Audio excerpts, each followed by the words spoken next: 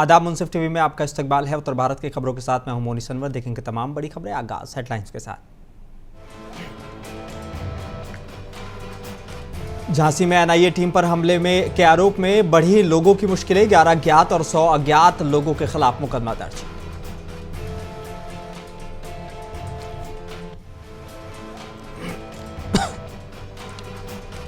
मुजफ्फरनगर में 2 नाबालिग बेटियों को मां ने फांसी पर लटकाया, बाद में खुद भी कर ली खुदकुशी। एक साथ 3 मौतों से मुजफ्फरनगर में मचा हड़कंप।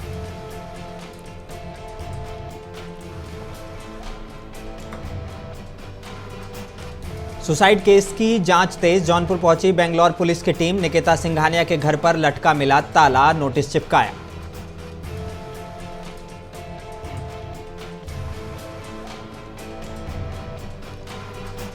और अमरोहा में 6 मुस्लिम भाजपा नेताओं के खिलाफ पार्टी ने 6 मुस्लिम नेताओं को किया निष्कासित। भाजपा नेता ताबिश असगर पर लगा है धर्म बदलकर शादी करने का आरोप। आई बुलेटिन की शुरुआत कुछ अहम और बड़ी खबरों के साथ। उत्तर प्रदेश के झांसी में विदेशी फंडिंग के मामले में इस्लामिक टीचर के घर एनआईए और एटीएस टीम की छापेमारी हुई। इस दौरान बवाल करने के लिए पुलिस ने देर रात मुकदमा दर्ज कर लिया है। झांसी की शहर कोतवाली पुलिस ने 11 ज्ञात और 100 अज्ञात लोगों के खिलाफ सरकारी कार्य में बाधा डालने सहित अन्य धाराओं में मुकदमा दर्ज किया है। मुकदमे में अज्ञात लोगों में महिलाएं भी शामिल हैं। बता दें कि एनआईए टीम ने कोतवाली इलाके के सलीमबाग इलाके में दीनी तालीम देने वाले इस्लामिक टीचर मुफ्ती खालिद के घर पर छापेमारी की थी। लगभग 9 घंटे की पूछताछ के बाद जब मुफ्ती खालिद को लेकर पुलिस निकली तो इलाके के लोगों ने टीम को घेर लिया और धक्का मुक्की कर मुफ्ती खालिद को वहां से छुड़ा लिया गया। बाद में कड़ी मशक्कत के बाद पुलिस ने मुफ्ती खालिद को हिरासत में ले लिया था। हालांकि पुलिस लाइन में 7 घंटे की पूछताछ के बाद देर रात को मुफ्ती खालिद को छोड़ दिया गया।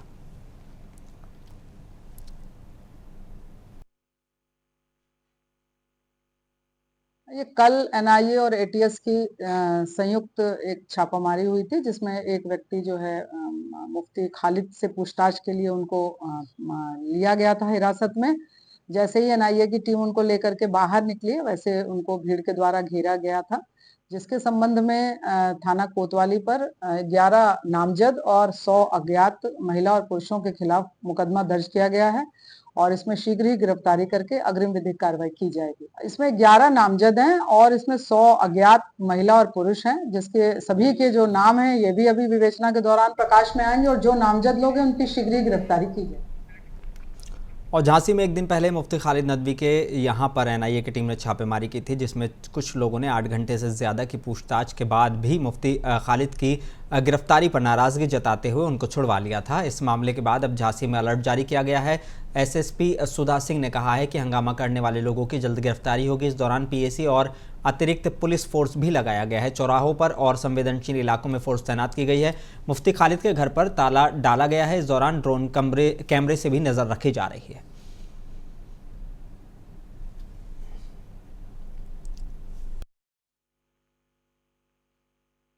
आज शुक्रवार की नमाज के मद्देनज़र ये सतर्कता बरती जा रही है। आज एक अतिरिक्त सतर्कता इसलिए भी बरती जा रही है क्योंकि कल जो घटना हुई है, जिसके संबंध में मुकदमा थाना कोतवाली पे पंजीकृत किया गया है, उसके संबंध में संवेदनशीलता और बढ़ी हुई है और हम लोग इसलिए नाते और सतर्क हैं और इसलिए सभी अपनी फोर्स के साथ यहाँ भ्रमण किया गया है। क्या मस्जिद को भी देखा आपने? क्या उपाय? हाँ, मस्जिद को देखा, नमाज पढ़ रहे हैं शांतिपूर्वक, कोई दिक्कत नहीं है। तो सभी मस्जिद या सभी लोकेलिटी जहाँ पे कल घटना हुई है वो सभी जगह का भ्रमण किया जा रहा है। अच्छा, जो नामजद हुए और जो अज्ञात हैं उनको तलाश की? हाँ बिल्कुल, जो नामजद हुए हैं उनकी गिरफ्तारी की जाएगी और जो अज्ञात हैं उनका पता लगाकर उनकी भी गिरफ्तारी सुनिश्चित। मुफ्ती खालिद नदवी को विदेशी फंडिंग लेने के आरोप में उनके घर एनआईए की टीम ने छापेमारी की थी। वो झांसी शहर काजी मुफ्ती साबिर अंसारी के भतीजे हैं। इनको लेकर शहर काजी मुफ्ती साबिर अंसारी से मुंसिफ टीवी के नुमाइंदे सुल्तान आब्दी ने खास बातचीत की। साबिर अंसारी साहब के साथ उनसे हम जानना चाहेंगे कि कल जिस तरीके से यहाँ पे एक नाटक हुआ है, एएनआई की टीम आई थी, उसने उनके भतीजे को गिरफ्तार किया, उसके बाद उसको शाम को छोड़ दिया जाता है खालिद को, आखिर वजह क्या रही है ऐसी? सर क्या वजह रही है? देखिए, तमाम एजेंसियों को हक है, किसी शख्स के पास भी अगर वो चाहती हैं तो वहाँ पर जांच करने के लिए जा सकती हैं। अगर एनआईए आई है तो हमने उसका स्वागत किया है और उसने जांच की और उसने बहुत अच्छे तरीके से जांच की है, कोई बदसलूकी नहीं की और शाम को उन्होंने हमारे हैंड ओवर कर दिया है। जिसकी वजह से हम शहर के अंदर बड़ी खुशियां हैं और उनकी भी तारीफ़ हो रही है, प्रशासन की भी तारीफ़ हो रही है। अब रही बात इस बात की कि किससे क्या कहा गया है, ये ऐसा बहुत गलत सलत मीडिया ने लेकिन मुफ्ती साहब एक चीज़ और है कि उन पे आरोप लगाया जा रहा था कि उनके पास विदेश से पैसा आता है, बच्चों को वो दीनी तालीम देते हैं। तो क्या ये पैसा अधिक संख्या में आता है जिसके लिए उनसे जांच की गई? जी, देखिए वो ऑनलाइन तालीम देता है, ये ज़माना ये ऑनलाइन का है, बच्चों को पढ़ाता है, छोटे छोटे बच्चे हैं, तो उसमें ज़ाहिर सी बात है ट्यूशन की फ़ीस आती है, किसी की 500, किसी की 1000, किसी की 1500, और वो सब आती है, सब वो उसके टैक्स वगैरह सारी चीज़ें अकाउंट में है, कोई इसकी ख़राब बात नहीं है। अब उसी चीज़ को समझदार आदमी और अक्लमंद जो है वो उसको उसकी फ़ीस कह देगा, और जिसके जहन में कुछ ख़राबी होगी वो किसी उसको वो फंडिंग कह देगा। अब लफ्ज़ फंडिंग जब आता है तो इंसान का जहन कहीं दूसरी जगह चला जाता है। हकीकी बात यह है कोई फंडिंग नहीं है उसकी, और उसको तो पास फ़ीस आती है, अपनी फ़ीस लेकर वो अपने बच्चों को पढ़ाता है, कोई फंडिंग नहीं है उसके पास। जिस तरीके से जिला प्रशासन आरोप लगा रहा है कि कल यहाँ पे एनआईए की टीम के साथ बदतमीजी की गई, उनको मिस्टर खालिद को छुड़ाया गया, इसको लेके क्या है? वैसे हमें उम्मीद ये है कि ज़िला प्रशासन ने किसी ने यहाँ पर इल्ज़ाम नहीं लगाया है कि उनके साथ बदसलूकी की गई। ये तो मीडिया की बातें हैं कि उनके साथ बदसलूकी की गई है। ज़िला प्रशासन ने भी किसी के साथ बदतमीज़ी नहीं की, और न यहाँ वालों लोगों ने वो एनआई से या प्रशासन से कोई बदतमीज़ी की। थोड़ा बहुत अगर आपस में बात कहने सुनने में आवाज़ें बुलंद हो जाती हैं, धीरे हो जाती हैं, तो इसको सब लोग एक दूसरे को माफ़ और दरगुजर करते हैं जज्बात में। तो फिर आखिर जिला पुलिस प्रशासन द्वारा 110-11 लोगों के खिलाफ मुकदमा लिखा गया, इसकी वजह क्या है? देखिए, प्रशासन ये चाहता है कि आइंदा के लिए कोई ख़राब माहौल न बने और शहर के अंदर अमन व शांति रहे। तो प्रशासन ने जो अपना काम किया है माहौल बनाने के लिए, उनकी एक ज़िम्मेदारी है, और हमें उम्मीद है कि इंशाअल्लाह प्रशासन ने जैसे माहौल बनाया है वैसे ही बना रहेगा। आगे इस तरह की कोई हालात ना होते हैं, ना होंगे इंशाअल्लाह ताला। अब वो रिपोर्ट का मामला है, वो देख लिया जाएगा, कोई बात नहीं है। उनको एक खौफ था कि यहाँ पर आगे चल के इस तरह के हालात ना हों। ये हर प्रशासन शासन करता है, ये उनका एक काम था, उन्होंने कर लिया, इस पर कोई एतराज़ नहीं है। तो क्या आप ये मानते हैं कि आपको पूर्ण रूप से जिला प्रशासन एएनआई द्वारा न्याय दिया गया? हाँ, अल्हम्दुलिल्लाह हमें मालूम है, उन्होंने पूरा हमें न्याय दिया है, और हमें यकीन है और न्याय ही मिलेगा। हम तो तमाम एजेंसियों पर यकीन रखते हैं, इसलिए हम उन्हें न्याय मिला है, और माशाल्लाह उन्होंने शाम को हमारे हैंड ओवर किया है। बहुत अच्छी बात है, शहर के अंदर ये खुशी की लहर दौड़ी है इससे। आप इस न्याय के लिए, देश के लिए, अपने ज़िले के लिए, अपनी झांसी के लिए लोगों को, आवाम को क्या पैगाम देना चाहेंगे? बस मैं यही दरख्वास्त करूँगा तमाम लोगों से कि सबसे पहले ये मुल्क हमारा है, हमें इस मुल्क में कानून की हिफाजत करना है, और इस मुल्क के हर एक ज़र्रे ज़र्रे, इसके दरख्त की, इसके कंकर की हमें हिफाजत करना है। ये वतन हमारा है, हम हर एतबार से ऐसे मिलजुल कर उनसे मोहब्बत के साथ रहें कि हम सब भाईचारे के साथ, चूँकि हमारा मुल्क एक गुलदस्ता है, इस गुलदस्ते के अंदर हर तरह के फूल हैं, और जब सब फूल होते हैं तो हर फूल एक महक और खुशबू दिया करता है। इसलिए हमारा मुल्क दुनिया में सबसे अच्छा मुल्क है, इसलिए वो सारे जहां से हिंदुस्तान हमारा, कितना अच्छा शेर था ये।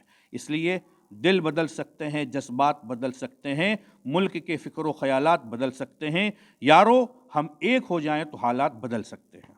जिस तरीके से मुफ्ती खालिद आपके भतीजे हैं और उनको शाम को रिहा किया गया, इसको लेकर आपकी बात उनसे हुई तो उन्होंने क्या बताया कि उनको किस तरीके से, कहीं किस प्रकार टॉर्चर किया गया, क्या किया गया? जी, उन्होंने ये बतलाया कि हमें किसी तरह से कहीं पर टॉर्चर नहीं किया गया है। उन्होंने इनको नाश्ता भी कराया, खाना भी खिलाया, बहुत अच्छे तरीके से उन्होंने बात की, और जैसा होना चाहिए था। चूँकि लोगों का यकीन ये होता है कि एजेंसियां हैं, किस तरह से मारें और पीटें, दबाव, तो इस वजह से लोग खौफ में आ जाते हैं। लेकिन उन्होंने मुफ्ती खालिद के साथ कुछ भी नहीं किया, बल्कि यहाँ पर तो हमारी मैडम एसएसपी साहिबा ने बाज़ाब्ता उनसे कहकर खाने का पूरा इंतज़ाम कराया, और बहुत अच्छा इंतज़ाम रहा। बिल्कुल बेफिक्र थे वो भी मुतमईन थे, संतुष्ट थे, कुछ नहीं किया उन्होंने उनके साथ। तो ये हमारे साथ शहर मुफ्ती साबिर अंसारी साहब थे, जो खालिद साहब के चचा हैं। सबसे बड़ी बात ये है कि उनका कहना ये है कि हमारे साथ जिला प्रशासन ने, एएनआई ने, सभी लोगों ने इंसाफ किया है। और दूसरी बात ये है कि साबिर साहब झांसी नहीं, पूरे उत्तर प्रदेश, हिंदुस्तान में जाने जाते हैं कि इनका इखलाक, उनकी मोहब्बत बहुत अच्छी, एक प्रतिष्ठित व्यक्ति हैं। इसलिए उनका भी कहना यही है, आवाम से भी उनकी यही अपील है, किसी फर्जी अफवाह पर नहीं जाएं, फर्जी बातों में ना जाएं, और ध्यान रखें, पूरा पूरी तरीके से जिला प्रशासन पे और प्रशासन पे यकीन रखें। सुल्तान आब्दी, मुंसिफ टीवी, झांसी। अतुल सुभाष केस कुछ दिनों से काफी चर्चा में है। आज बेंगलोर पुलिस आरोपी निकिता के घर पर दबिश देने के लिए पहुंच गई।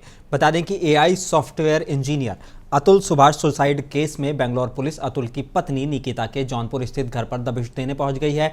खोआ मंडी स्थित निकिता के घर के बाहर नोटिस भी चस्पा कर दिया गया है। बता दें कि अब पुलिस निकिता के दूसरे घर रूहट्टा पर दबिश देने जाएगी। वहीं निकिता अपने परिवार के साथ फरार है। सूचना मिली है कि निकिता सिंघानिया जौनपुर में ही मौजूद हैं। निकिता, उनकी मां निशा, भाई अनुराग सिंघानिया और चाचा सुशील सिंघानिया किसी के घर में छिपे हुए हैं। इस तरह की जानकारी सूत्रों ने दी है।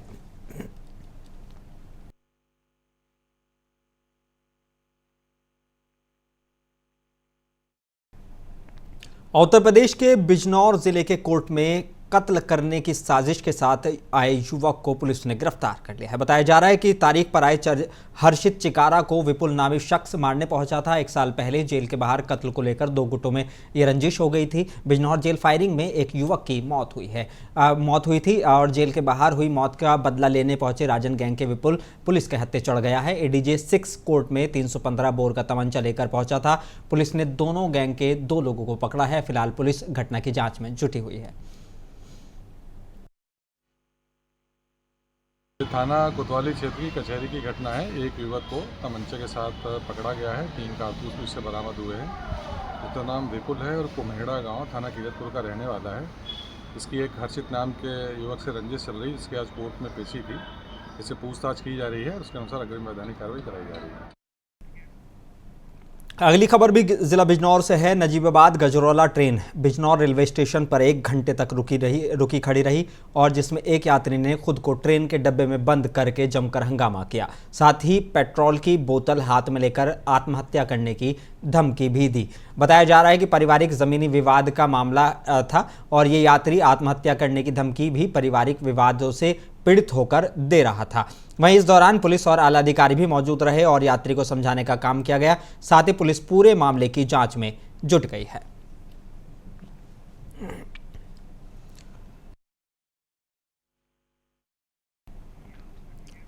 उत्तर प्रदेश के अमरोहा में 6 मुस्लिम भाजपा नेताओं को बीजेपी पार्टी ने निष्कासित कर दिया है। भाजपा नेता ताबिश असगर पर धर्म बदलकर शादी करने का आरोप लगा है। ताबिश असगर ने नोएडा में हिंदू लड़की के साथ विशाल राणा बनकर शादी की थी। आरोपी ताबिश असगर उर्फ विशाल राणा को नोएडा पुलिस ने जेल भेज दिया है। अन्य भाजपा नेताओं पर भी पार्टी की छवि को धूमिल करने का आरोप लगा है। जिले में कई अन्य पार्टी नेताओं पर भी कार्रवाई की तलवार अभी तक लटकी हुई है। भाजपा जिलाध्यक्ष उदयगिरी गोस्वामी ने लेटर जारी कर ये जानकारी दी है। निष्कासित भाजपा नेता नौगावा सादात विधानसभा इलाके के रहने वाले हैं। किया है और उसे उसके अपराध की सजा मिलनी चाहिए। और मैं पुलिस को भी कहना चाहूँगा कि ऐसे व्यक्ति को इतना सबक सिखाओ कि दूसरा कोई व्यक्ति ऐसा कदम ना उठाए। देखिए, मुझे तो नहीं पता उसका फोटो कि मुख्यमंत्री के साथ या प्रदेश के साथ है या नहीं है, लेकिन चुनावों की प्रक्रिया में कई बार ऐसा धोखे से हो जाता है। अचानक जैसा भीड़ में है और हम भी लोग वोट मांगने जाते हैं तो कोई व्यक्ति। खबर उत्तर प्रदेश के जनपद अमरोहा से है। भारतीय जनता पार्टी ने अपने 6 मुस्लिम नेताओं को पार्टी से निष्कासित करने का आदेश जारी किया है। इस संबंध में भाजपा अमरोहा जिला अध्यक्ष उदय गोस्वामी ने एक लेटर भी जारी किया है। नौगामा सादात विधानसभा क्षेत्र के रहने वाले ताबिश असगर पर एक लव जिहाद का आरोप लगा है। कहा जाता है कि ताबिश नोएडा में विशाल राणा बनकर एक हिंदू लड़की से शादी की है। इसके बाद उनको नोएडा पुलिस ने जेल भेज दिया है। बल्कि इतना ही नहीं, इसके अतिरिक्त अन्य 5 नेताओं पर भी पार्टी की छवि धूमिल करने का आरोप लगा है, जिसके कारण भारतीय जनता पार्टी ने अपने 6 मुस्लिम नेताओं को पार्टी से बाहर का रास्ता दिखा दिया है। मुंसिफ टीवी के लिए मोहम्मद अजीम की रिपोर्ट, अमरोहा। खबर उत्तर प्रदेश के जनपद उत्तर प्रदेश के हमीरपुर जिले में नमामि गंगा योजना के तहत चल रहे काम को लेकर सामान लेकर लाद कर जा रहे पिकअप असंतुलित होकर सड़क किनारे जा पलटी। बता दें कि पिकअप पलटने से आधा दर्जन से ज़्यादा मजदूर गंभीर रूप से घायल हो गए। घायल मजदूरों को एम्बुलेंस की सहायता से नज़दीकी सामुदायिक स्वास्थ्य केंद्र में भर्ती कराया गया। मजदूरों की हालत गंभीर होने पर डॉक्टरों ने मजदूरों को मेडिकल कॉलेज उरई रेफर कर दिया है, जहां पर इलाज के दौरान एक मजदूर की मौत हो गई। मजदूर की मौत से गुस्साए परिजनों ने शव को सड़क पर रखकर रोड जाम कर दिया और सूचना पर पहुंची पुलिस ग्रामीणों को और परिजनों को समझाने में जुटी हुई थी।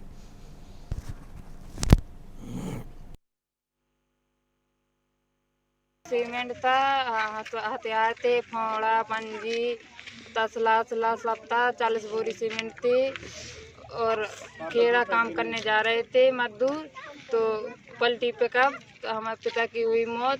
हमारी माता अंदरी है, हम किसके सहारे रहेंगे? बोलो, गंगे वाली से कुछ मदद मिल जाए तो अच्छी बात है। जब तक मदद न मिले, जब तक अपने पिता की अंतिम संस्कार न कर भी। ममनाथ राह पर जाम लगा है। जाम की वजह ये है कि जिस बीकेसी कंपनी जो नमामि गंगे योजना है, इसमें कार्य कर रहे मजदूर व्यक्ति ममना के हैं और इनमें एक व्यक्ति विज्जी नाम हमारे चाचा जी हैं, उनकी मृत्यु हो गई है और अभी तक इस विभाग से कोई भी अधिकारी नहीं आया है, नमामि गंगे विभाग से, और ना कोई उन्होंने आज अभी तक कोई आश्वासन दिया है मदद के लिए। कासगंज सदर कोतवाली क्षेत्र के चीटा नंगला गांव के पास तेज रफ्तार ट्रक ने बाइक सवार 2 भाइयों को कुचल दिया, जिससे दोनों की मौत हो गई। वहीं मौके पर पहुंची पुलिस ने शव को कब्जे में लेकर पोस्टमार्टम के लिए भेज दिया है। बता दें कि मृतक दोनों आपस में चचेरे और तैरे भाई थे। जानकारी के मुताबिक सभी अलीगढ़ के रजमऊ गाँव में शादी समारोह में शामिल होने जा रहे थे। इस दौरान ये हादसा हो गया। इस घटना से परिवार में हड़कंप मचा हुआ है।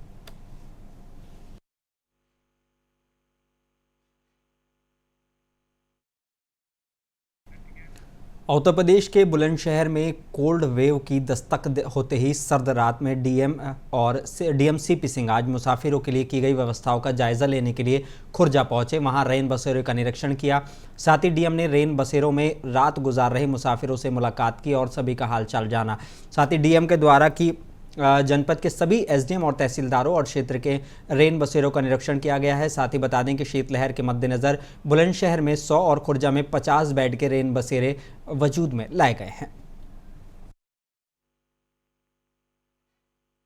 देखिए, जैसा जानते हैं पिछले 2-3 दिनों से ठंडक काफ़ी बढ़ गई है।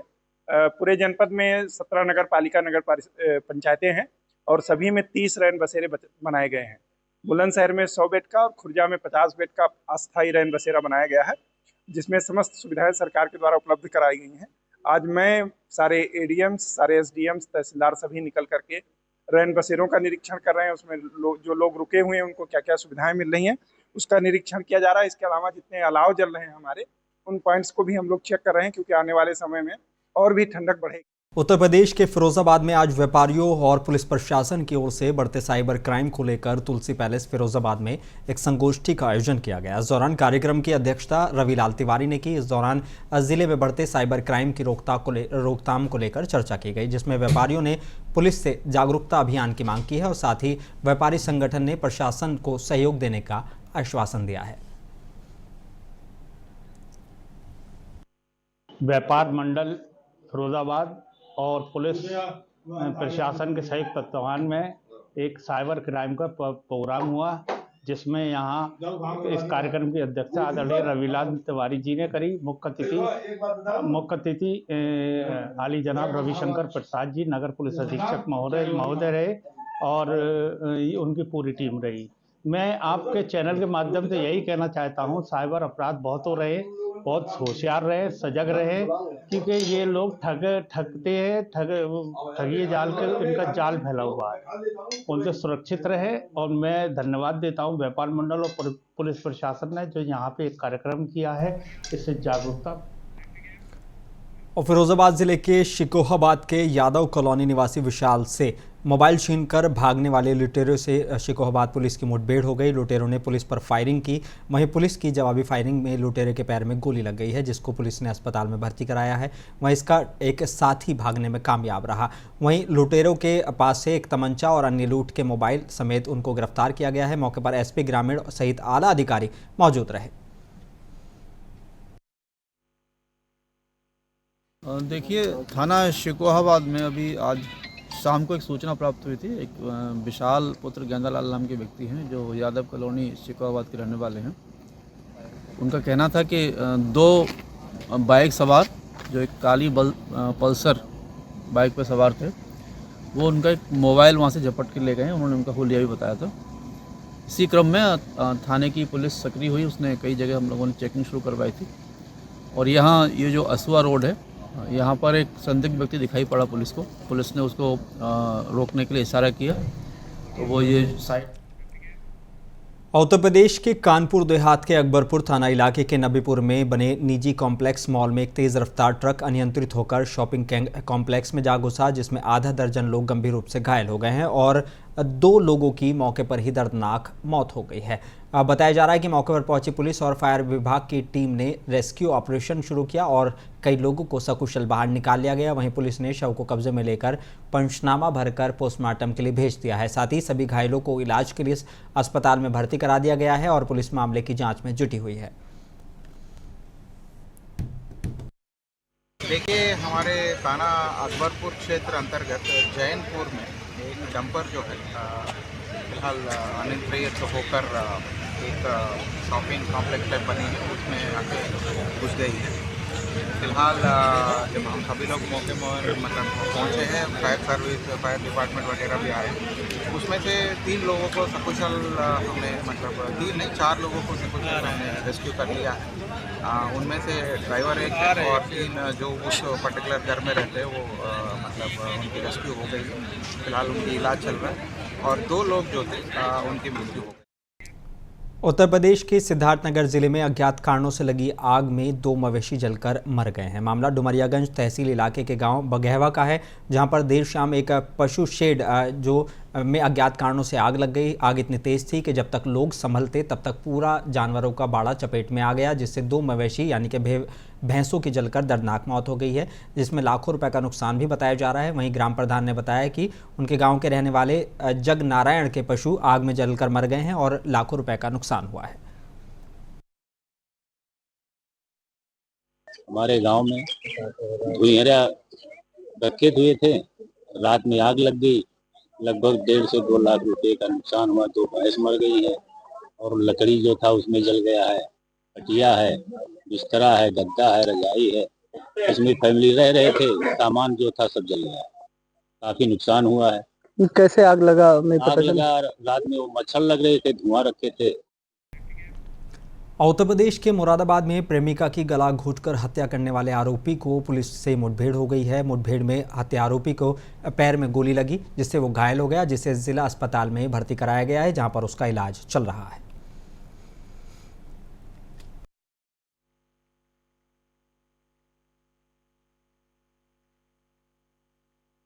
देखिए, आज शाम में जो रूटीन चेकिंग होती है उसमें SHO कटघर अपनी टीम के साथ रफतपुरा अंडरपास के पास चेकिंग कर रहे थे। इनके पास कुछ इनपुट इस तरह का था कि कोई अपराधी इधर कोई वारदात करने की फिराक में है। इन लोगों ने अपने इस चेकिंग को और भी इंटेंसिफाई किया हुआ था। 7:45 बजे के आसपास एक बाइक पे एक व्यक्ति वहाँ से क्रॉस कर रहा था। उसको रोक करके चेक करने का प्रयास किया गया, लेकिन वो रोका नहीं और उसने भागने का प्रयास किया वहाँ से और उसके बाद पुलिस टीम के ऊपर उसने फायर किया। उसमें जवाबी कार्रवाई हुई। वो व्यक्ति कुछ देर के बाद वहाँ गिरा मिला, वो घायल हो गया था। उसको तत्काल वहाँ से हम लोगों ने जिला अस्पताल शिफ्ट किया है। अभी यहाँ पे उसका इलाज चल रहा है। उसके पैर में गोली लगी है। इनफैक्ट ये व्यक्ति जब वहाँ से लाया जा खबर उत्तर प्रदेश के मुजफ्फरनगर से है, जहां आज एक महिला ने गृह कलेश के चलते अपनी 2 नाबालिग बेटियों के साथ फांसी के फंदे पर लटक कर खुदकुशी कर ली। मां द्वारा अपनी बेटियों के साथ सामूहिक खुदकुशी की घटना के बाद इलाके में हड़कंप मचा हुआ है। घटना की सूचना पर मौके पर पहुंची पुलिस ने मृतक महिला और उनकी दोनों बेटियों की लाश को फांसी के फंदे से उतारकर पोस्टमार्टम के लिए भेज दिया है और पुलिस मामले की जाँच में जुटी हुई है। आज सुबह थाना कोतवाली नगर के खांजापुर गांव से पुलिस को एक महिला द्वारा अपनी 2 नाबालिग बच्चियों के साथ आत्महत्या करने का मामला प्रकाश में आया। इस सूचना के आधार पर तुरंत मेरे द्वारा CO सिटी और थाना कोतवाली नगर की पुलिस टीम द्वारा निरीक्षण घटनास्थल किया गया। फील्ड यूनिट की टीम को बुलाकर मौके से सारे एविडेंस कलेक्ट किए गए हैं और जो तीनों शव है इनको पुलिस द्वारा अपनी कस्टडी में लेके और पंचायतनामा और पोस्टमार्टम की कार्रवाई करते हुए मोर्चरी भेज दिया गया है। इसमें मृतका महिला जो है इसके परिवारीजन को सूचना कर दी है। पति अभी मौजूद। उत्तर प्रदेश के अमरोहा के सैदनगली थाना इलाके के गांव ईसापुर में जंगलों में आवारा पशु फसलों को नुकसान पहुंचा रहे हैं। किसानों ने इसकी शिकायत कई बार अधिकारियों से की है, मगर अधिकारियों ने इसका कुछ भी संज्ञान नहीं लिया है। कुछ ही दूरी पर गौशाला भी बनी हुई है, मगर आवारा पशु फिर भी जंगलों में किसानों की फसलों को बर्बाद कर रहे हैं। और बता दें कि गुस्साए किसानों ने इकट्ठा होकर आवारा पशुओं के खिलाफ धरना प्रदर्शन किया और पशुओं को पकड़कर गौशाला पहुंचाने की मांग की है।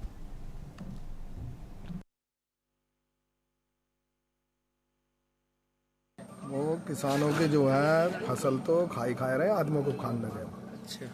इतना मार रहे हैं। दूसरी बात जो रातों रखा रहे हैं लोग घर छोड़ कर, वहाँ जो है खेत में पहुँच जा मैं आदमी और घर में बढ़ जा चोर, और जो है पशुओं को रखाने में सब जो है फसल नष्ट कर दे और आदमियों पर जो है आत्मघाती हमला कर। और ग्राम प्रधान ना कह रहा कुछ भी और ना ही जो है उच्च अधिकारी करे। एसडीएम साहब से भी शिकायत की है, तहसीलदार से भी कुछ ना हो रहा है। ये भाई साहब मामला ये है कि हम गायों से परेशान हो गए। 30-30, 35-35 की धांग है। शहरी गेहूं मटर सब खत्म कर दिए भाई साहब हमारे।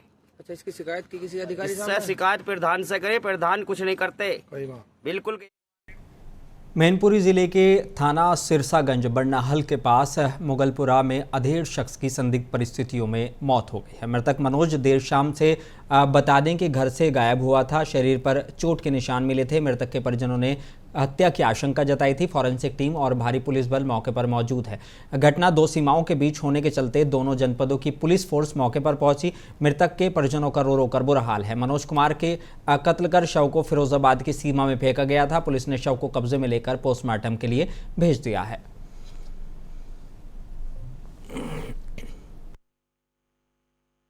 मेरे भाई को शाम को ये लोग पता नहीं उठा ले आए, बाहर लेटा था, उठा के ले आए। पता नहीं कौन लेके आया कौन नहीं लेके आया। मुझसे बात हुई शाम को मेरे भाई से। तो क्या बात हुई थी? क्या पता? मेरी बात हुई थी भैया, हाल राजी खुशी से पूछ रहे थे, कुछ भी नहीं कहा। और बढ़िया किसी से कोई दुश्मनी चलती थी क्या? पता नहीं, किसी से दुश्मनी नहीं थी। मेरा भाई इतना प्यार मोहब्बत वाला था बहुत यार। और तो भारत की खबरों में बस इतना ही। मुझे दीजिए इजाज़त। बने रहिए मुंसिफ टीवी के साथ।